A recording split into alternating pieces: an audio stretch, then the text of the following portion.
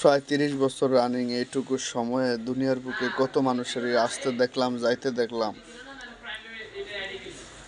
বিশ্বাস করেন, আমার আব্বু মারা যাওয়ার পরে যদি কারো জন্য এত বেশি খারাপ লাইগা থাকে, সেটা হচ্ছে হাদির জন্য। আমার আব্বু মারা যাওয়ার সময় আমি ভীষণ কষ্ট পাইছি। নামাজের সময় দাঁড়িয়ে দাঁড়িয়ে চোখের কোনায় পানি জ্বলতেছে। আর আজকে কয়েকটা দিন ধরে হাদি গুলি খাওয়ার পর, বিশেষ করে কালকে হাদি মারা যাওয়ার পর, আমার কাছে মনে হইতেছে আমার আব্বু মারা যাওয়ার যেটা ফিলিংস আমি পাইছিলাম তার থেকেও কম না।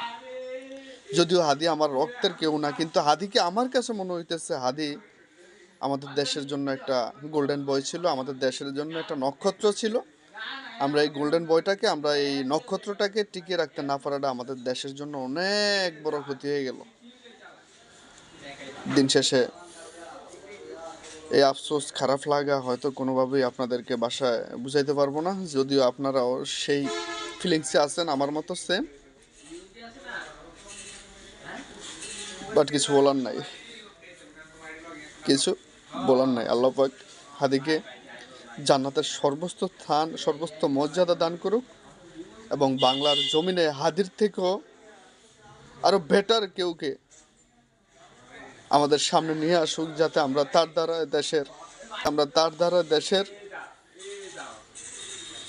উন্নতি করতে পারি, দেশটাকে রক্ষা করতে পারি। আল্লাহ পাক হাদিবের পরিবারকে সর্বোচ্চ ধৈর্য ধারণ করার তৌফিক দান করুক।